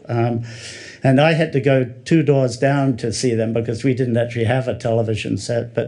And likewise, it was only in the evening, I think, for 3 hours. So when I was 13, I'm 9 years younger than Dylan, so I sort of followed him pretty much throughout my life from my teenage years. And when I was 14, I think it was, my school choir did Blowing in the Wind. I thought that was a Peter, Paul and Mary song because that was a version that was on the radio. Dylan wasn't put on the radio that much, and he didn't care, which is why he didn't do 3-minute songs. You had to do 3-minute songs to get on the radio. Dylan's art is what drove him, not the sort of the commercial enterprise. So we sang Blowing in the Wind, and that was the year after the March on Washington. So that was very much in my consciousness, that march. We didn't see it on television, but I read about it. And of course, the years that followed, so that the hope of those years that was dashed by the assassinations of Martin, Malcolm, by the uprisings in American cities. I didn't come here till 1974, but again, read about them. But the hope of Mexico City, and I still remember the black fist raised in 1968 at the Mexico Olympics, and that's if you're on the Mall in Washington, you can visit the Museum of African American History, which has a wonderful sculpture of that event. So that was, I actually had an afro in those years. My hair is now somewhat relaxed, but I had my afro pick was a plastic afro pick, and the handle was a black handle. I think I got in 1970, so 2 years after that. So Dylan has been the voice of everything that's mattered in terms of, it was wonderful to hear the governor and the ambassador just so eloquently talk about the relevance to people in Israel, New Zealand, New Jersey, wherever, has been wonderful. And this picture that you see here, I did the essay for the catalog on deep focus. I didn't talk about this image, but this image is from the 1971 film Shaft, which is John Shaft, who's a black private eye. Noir, again, comes in, I think, in that movie. Now, it was not going to be a black actor. It was going to be a white actor, but that was changed at the last minute. And that is one of the first of the blaxploitation movies of the late 60s and early 70s, very important movie. And the figure of John Shaft, it's now sort of dated a bit in terms of he's not exactly a feminist, shall we say, which is also a wonderful line in the film Masked and Anonymous, where this figure, I guess you could call me a feminist, so this character who's clearly anything but a feminist. And that's Dylan in 2003, again, refusing to go along with the times. So this scene is in Harlem, just where the Harlem line comes above ground on Park Avenue, and Dylan has manipulated this. Shaft is actually in the frame here, but he takes him out, and this is called Cold Day, so that's this isolated figure. And you'll see, if you haven't already in the collection, the isolation of human beings, I think, is one of the themes that Dylan creates, these figures like us who are at the end of the day alone, but whose contact with other humans on our journey is what it's all about. So I'm going to talk about really a sequel to my book, Why Bob Dylan Matters, which is about the ways in which Dylan channels, uses, manipulates classical authors, which is not all Dylan does, so it's a small part of what Dylan does. And I'm going to really be looking at the Rough and Rowdy Ways in particular, which came out after I wrote my book. So here are a couple of my early reviews of my book, which in the Times of London and in The Guardian.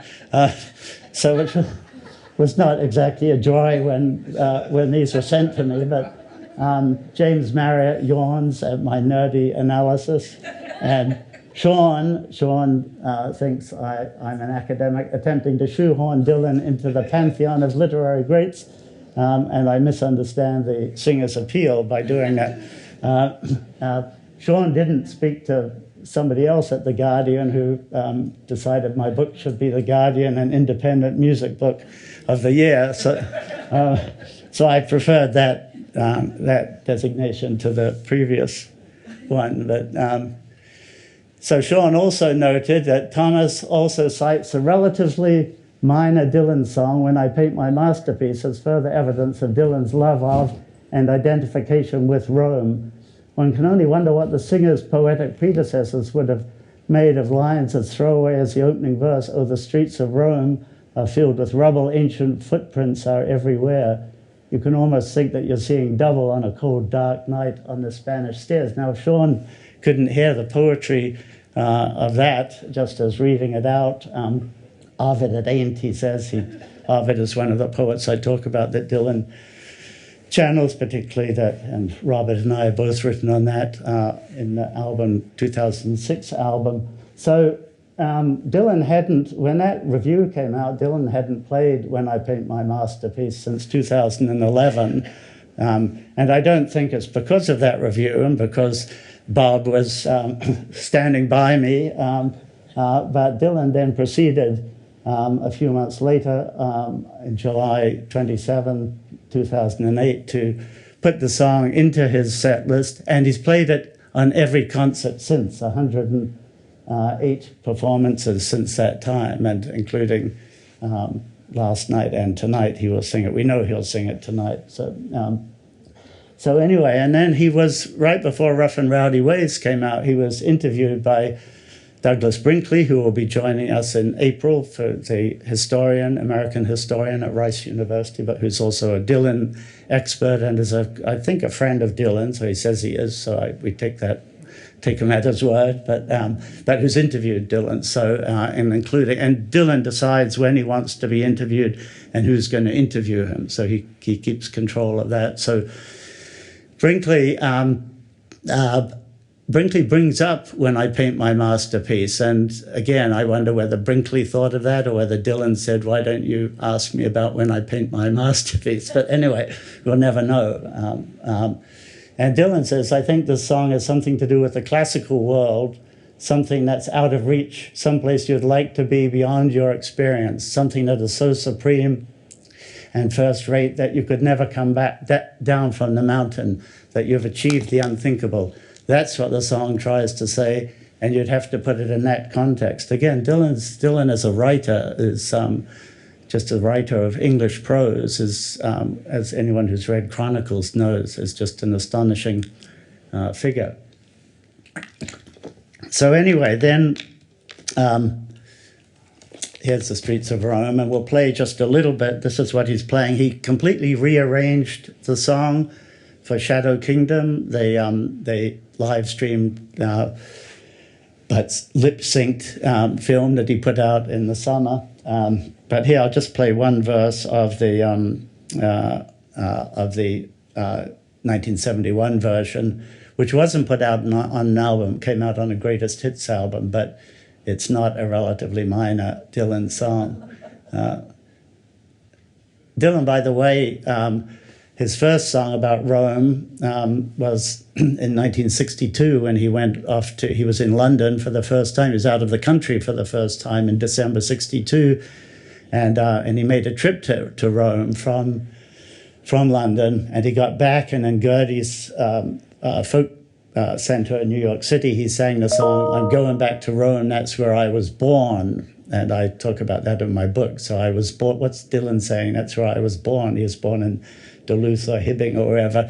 He wasn't, no, he was born in Rome because he saw 50s Rome movies when Hollywood, to avoid McCarthyist sort of hounding, basically used ancient Rome as a metaphor. And so Rome versus the Christians was essentially the Republicans versus the left of many of the leftist Jewish Hollywood producers, actors, and so on. So Dylan's uncle owned the cinema in Hibbing, and Dylan saw all of these movies, and he talks a bit about that in Chronicles. But anyway, here's a bit of the song.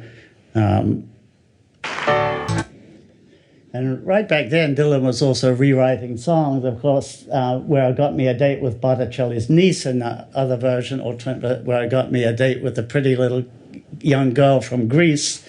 And now, tonight, he will sing Gotta Hurry On Back to My Hotel Room with his aging blues song. It's a song that's completely transformed. It's not a 20-year-old song. It's a song that fits Dylan now, but it's the same song, but particularly with the change where wash off my clothes and scrape off all of the grease. So he's a busboy in a hotel or something. I'm gonna lock myself away for a while, gonna paint my masterpiece. So there's a sadness there and a life that's basically in the gutter more or less, but still wanting to write his masterpiece. And so in the 2020 Brinkley interview, the song is still alive, but it's the same song, but it's a different song. And only Dylan does that.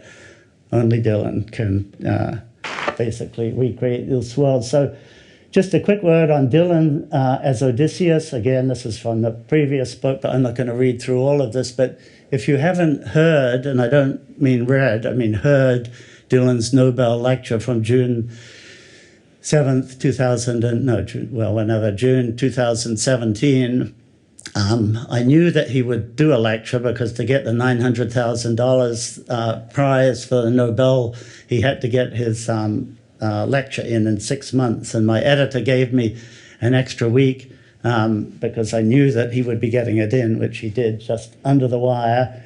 And I had written about Dylan on the basis of the songs, the Dylan character becoming Odysseus simply by Dylan's taking several lines, not from the Odyssey, but from Odysseus' speeches in the Odyssey, a specific The Penguin translation by Fagles, absolute word for word, undeniable, so that in the process, I argued that he therefore becomes Odysseus. And I'll just read a bit, the end of the first paragraph there.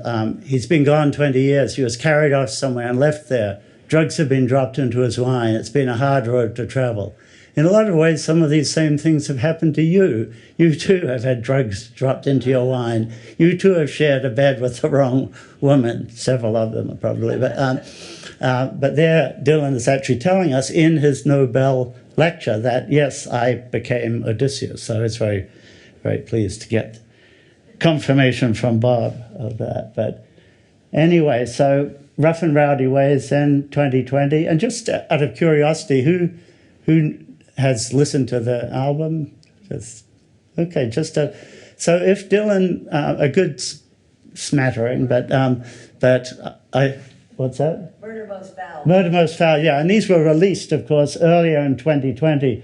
This was a wonderful sort of, I think Dylan, the world was suffering from COVID, and I think Dylan, the humanity of Dylan, the virtue of Dylan, the morality, I think he gave us these songs to help us. Now, you might wonder, how could Murder Most Foul, an 18-minute song on the death of JFK, help us? But it does, because it's also, he's listing, Play Me, Wolfman Jack, the DJ of Dylan's youth, Play Me, and then these songs from the 60s and songs from Dylan's and our youth. And then he released a couple of others, I Contain Multitudes and False Prophet, at midnight, California time, Malibu time, over the ensuing months, and then the album came out. And I'm just going to talk about a couple of songs, but really there's a classical presence on all of them, along with other writers. Robert listed some of them, Poe and Whitman in particular, with I Contain Multitudes.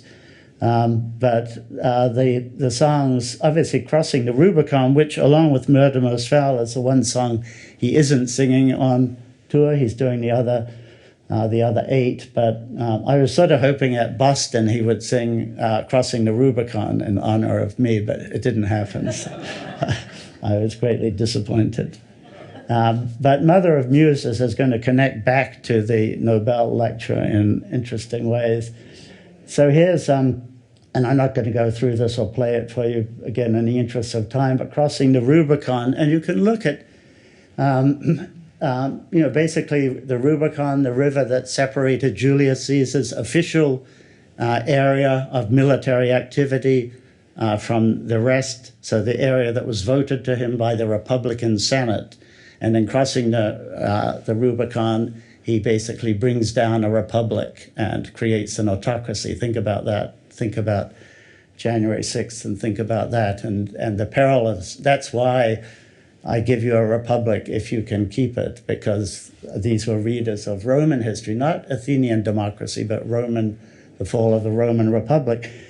And the bottom right there, Dylan in 2015, if I had to do it all over again, I'd be a school teacher, probably teach Roman history or theology. Now, Dylan is a notoriously unreliable narrator, but I choose to find him reliable when the quotes are in the interest of the arguments I'm making. But crossing the Rubicon, so the voice is the voice of Julius Caesar, but it's also the voice of Dante. I abandoned all hope and I crossed the Rubicon. Abandon all hope, ye who enter here from the Inferno. There's also, the Rubicon is a red river going gently as she goes, redder than your ruby lips. And Rubicon is from the Latin rubao, to be red or to be blushing. It's partly from the red pebbles that are in there from the volcanic soil of that river. So does Dylan did Latin, as we know, for a couple of years in high school, though I don't think he knows Latin now. But so there's Caesar there, but there's also Christ. I poured the cup and I passed it along. I crossed the Rubicon. So may I pass this cup if you wish, but he doesn't pass the cup, of course. But I feel the Holy Spirit inside and light that freedom gives. I believe it's within the reach of every man who lives, and so on. But anyway, and then Mona Baby. Who's Mona? Is that the Ramona, as in Ramona come closer? Who knows? And this incongruity, I think that Dylan learned very early on from French surrealism to combine things which are not combinable logically or rationally, but Dylan's art combines them and creates something that's completely new. It's greater than the sum of its parts, as we say. Well, here's just a bit of the song. Yeah, so that, just the voice, the performance. I've been talking about words, but of course it's about the whole package, the brand, as the ambassador said, and brand, is also tied up with classic. What is a classic? The 18th century term classic is related to the 18th century term class. So a classic is the best of something. A slightly controversial concept these days, but not for a classicist like myself. Many classics departments are changing their names to run away from the word, but I'm quite happy with it. But anyway, so here's the Nobel medal, and here the permanent secretary of the Swedish Academy, Sarah Danius, who unfortunately is now deceased, so she was not that permanent. But she, in her blog, described Dylan was playing in Stockholm that morning in April 1st and 2nd, 2017, and so he dropped by the Swedish Academy to pick up his medal. He didn't have contempt for the Academy, by the way. When it was announced, same day that I was teaching my freshman seminar, he was on the road, he was on tour, he was living in a bus, and it's a complete misunderstanding, like many of Dylan, that he somehow had contempt for this and was rude and didn't care. He obviously cared very deeply. But anyway, Sarah Danius and the Dylan people would have said, please don't say what you just said, describes Dylan looking very closely at the medal. And I think the other side is just Mr. Nobel, not a very interesting side. But this side, from a 1901 engraver, is a young man sitting under a tree writing something with a papyrus box behind him with spare papyri, and there's a muse in front of him with a kithara. Kithara, zither, guitar is all the same word, basically. The kithara is a 7-string rather than 6 or 12. But basically we have no Nobel recipient is described better by the medal that they all got than Bob Dylan is. So yes, he did deserve that. And Dylan must have looked at this and thought, holy, that's me. And this is basically from Virgil's first eclogue, again, shepherd songs, so shepherds sort of singing, which then get stylized in Virgil, the great poet of Rome, his first collection, the eclogues. Titere tu patulai recuban sub tegmena fagi, titterus, you beneath the tree sit there singing your song to Amaryllis, his girlfriend Amaryllis. So this is Tityrus, that scene's from Virgil, and there we get the muse. So we'll get back to her in a minute. But just around the border is the Latin from Virgil's sixth Aeneid, where Virgil is in the underworld. Dante couldn't have written the Inferno without Virgil's sixth book of Virgil's Aeneid, where Aeneas goes down and hears about the future of Rome from the ghost of his father. And in the underworld, in Elysium, which is the reserved, good place you want to be in the underworld, unlike Tartarus, in Elysium are, among other people, the poets of antiquity, Orpheus, Musaeus, those who enriched our lives with the newfound arts they forged, and those we remember well for the good they did mankind. So that's what the Nobel Medal for Literature says. And Dylan, in My Own Version of You, which is a song which is basically about Frankenstein, but it's all the components of Dylan's art. So My Own Version of You is, the you is a Frankenstein figure, but it's really about Dylan's art. And here he has that line, I want to do things for the benefit of mankind, that's on the medal, but he also has a scene from book 2 of the Aeneid. Nearby an ancient cypress stands, Trojan boys and trembling women stand in a long line. A single cypress tree and Trojan boys and women doesn't come from Homer, any other author. It's just from Virgil's second book of the Aeneid, which describes the fall of Troy. It's the longest account we have, Trojan horse, all of that. So Dylan's there telling you where he's taking things from. I mean, a lot of people say, yeah, Dylan, it's really old, and they think 19th century or 1920s, but Dylan is here saying, no, keep going further back. So Mother of Muses, here it is, a beautiful song, one of the quieter songs on the album, along with Key West, and I've made up my mind to give myself to you, which is just a stunningly beautiful song. If you hear nothing else, listen to those two, which he's, again, doing in concert. But let's just keep going because time is running out. But I want to just look at the verse by verse, starting with verses 2 to 3. So Mother of Muses, sing for my heart, sing for love too soon to sing of the heroes who stood alone. And he's sort of been there before, back in 1963, and the names of the heroes I was made to memorize with guns in their hands and God on their side. There's sort of irony about patriotism, basically. Patriotism is really, that this 21-year-old, 22-year-old understood that in such a fundamental way in that song. But anyway, he comes back to it now. Homer's Iliad, this is the beginning of the catalogue of the Greek ships that came to Troy, where the poet says, tell me now, Muses, you who have your homes on Olympus, and so on. And in Virgil's Aeneid 7, tell me, Muses, goddesses, Muses, same thing, with what heroes mothering Italy then flowered. And Dylan has taken this and put it in the context of American history. So Montgomery, we don't know which Montgomery. There's a Civil War Montgomery, but there's also the English Montgomery of El Alamein and North African and Italian campaigns in the Second World War.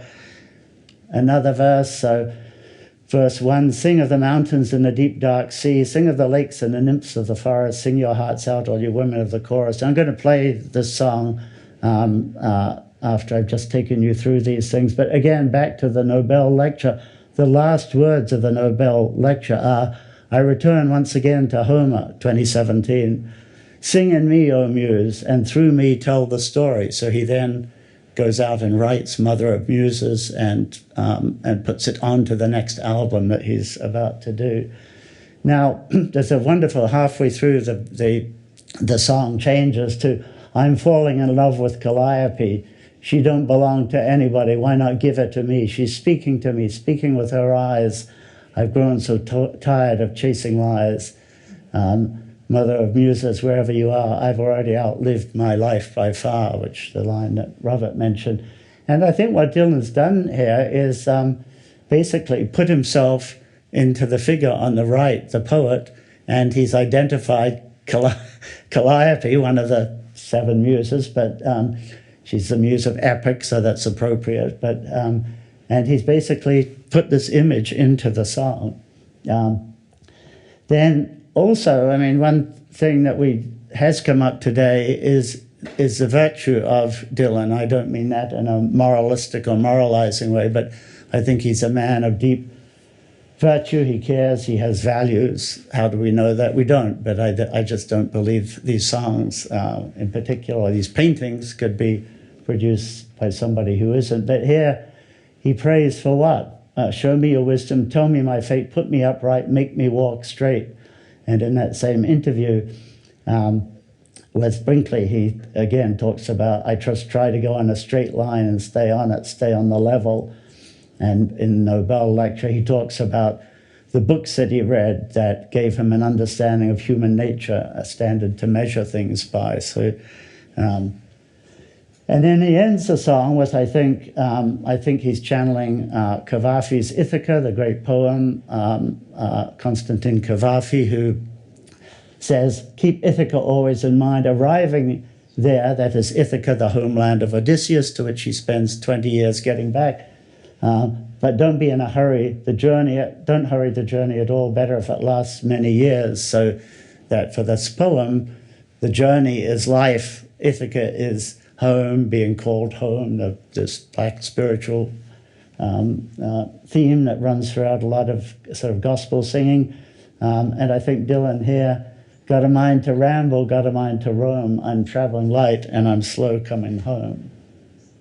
Key West is the last album, except for Murder Most Foul. And again, this the notion that Key West is a place that is no place, but that it is also, I think, connected with Elysium.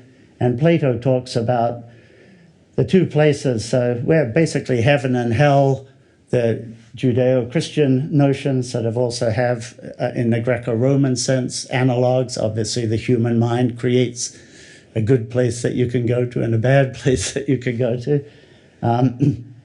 And Virgil, again, the same Aeneid 6, the regions to the left punish the wicked for their misdeeds, but the road to the right led to the Elysian fields. And you can see that first, that stay to the left, and then you lean to the right. So that, and you can see again in the Aeneid 6, the fields of joy were next, a sweet green grove held by the fortunate homes of the blessed. And so let me end then with the Brinkley review again. That's when I paint my masterpiece, I think the song has something to do with the classical world and so on. So after, that's 2020, after the 2017 responses to the notion that the classical world matters to Dylan, he's put himself in that tradition. So as I say, in April, I will pick up from this and talk about Dylan as classic, but I hope I see part of my mission as persuading classicists that Dylan is important, and Dylan people that classics are important. And if I've partially succeeded with you, then I'm very happy. So thank you.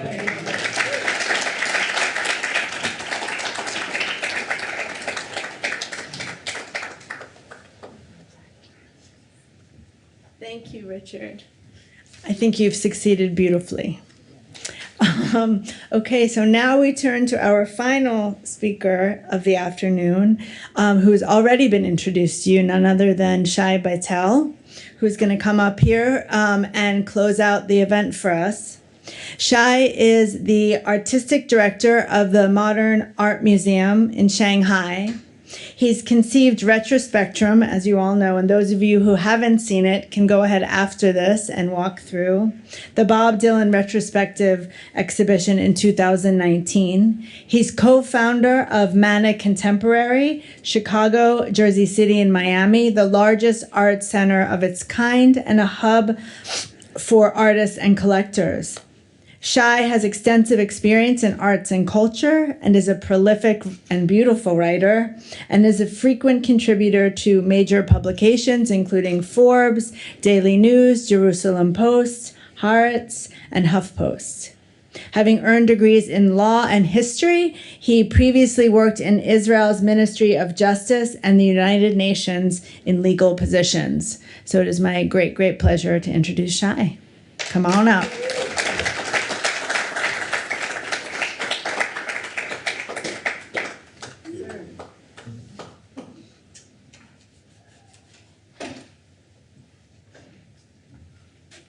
Thank you, Rebecca, and thank you for joining us today. I don't know that I'm, the closing speaker.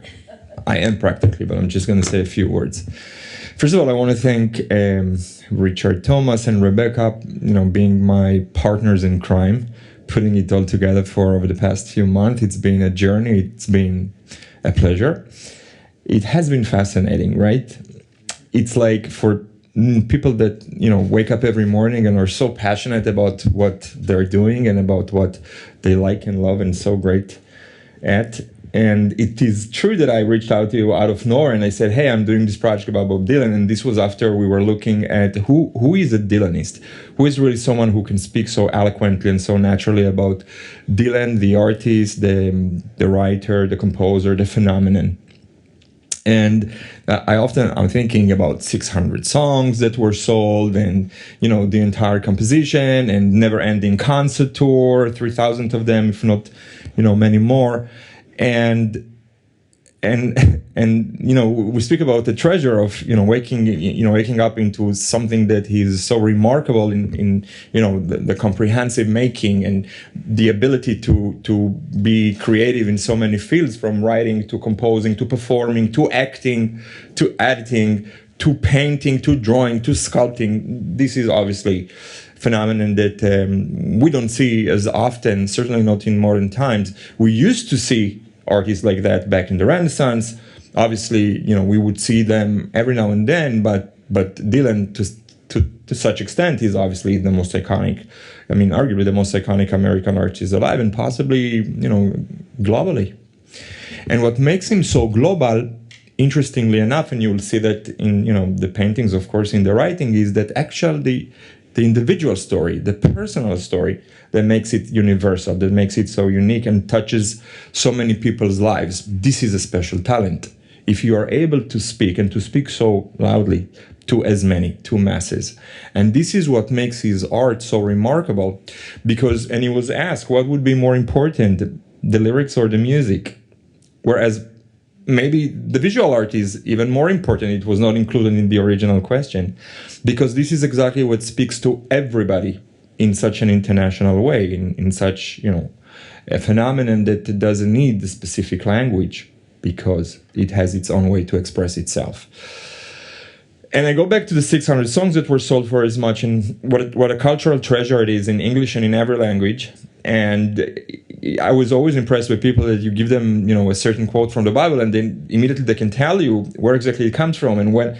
And we've had so much fun over the past 6 months when I attended our every Thursday meeting at 10:30 a.m. and we spoke about so many people. We wanted for them to be involved in the project, which obviously is multifaceted at FIU. And I have to thank the FIU family, from President Mark Rosenberg, and Brian Schreiner is not here, and Jordana, of course, who runs the museum, and Rebecca and Howard and everybody else that's here, Miriam.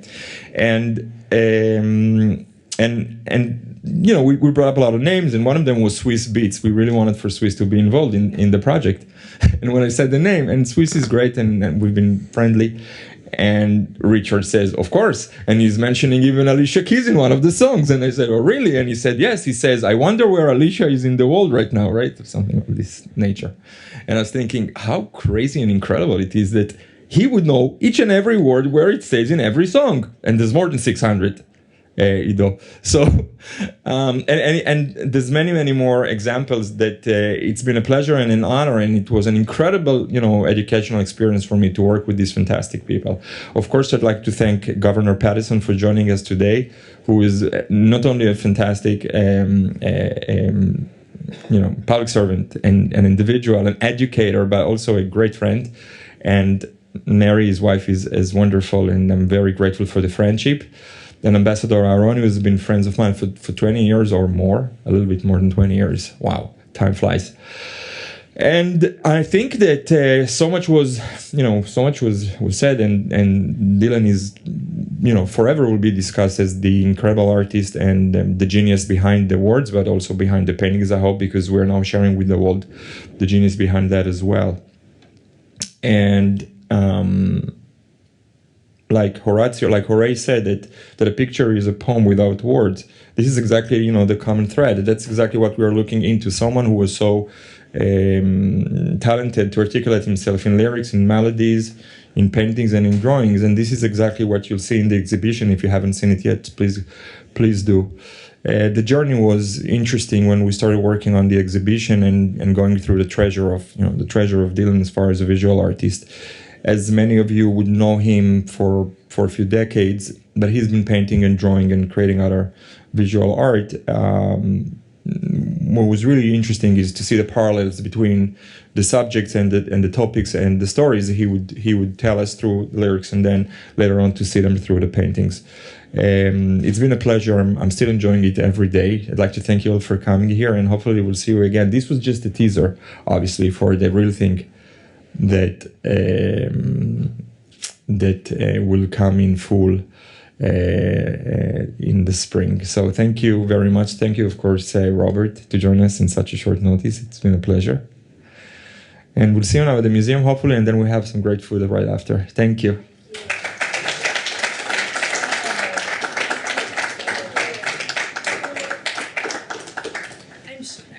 We have to do this. I'm sure everybody is ready to get out of here. It's freezing. For those of you watching live stream, you don't know that, but we all have cold noses in here. But I also do want to allow for questions. So if there are any questions from the audience in the next few minutes for our experts while they're here, I want to allow for that. And if everyone's simply freezing and hungry, and those of you who have not seen the exhibition, they've kept the museum open for us for an extra hour so we can walk through, and then we're going to have some wonderful music from 6 to 8 outside the Frost. None other than Enrique Rossell's band is going to play. And then we also have Uncle Scotchy, who's going to play some blues for us with Mariel Epps, who is here with us too to sing along. And so it's basically the idea is to have a blues band to represent some of the influences on Dylan himself, since we were not going to have a cover band. So that's what we're doing, and we will see you at the museum shortly. Please join us. Thank you. There's no fireplace, but it's not as cold outside as it is inside. I assure you. Thank you. It's so cool. Oh my God.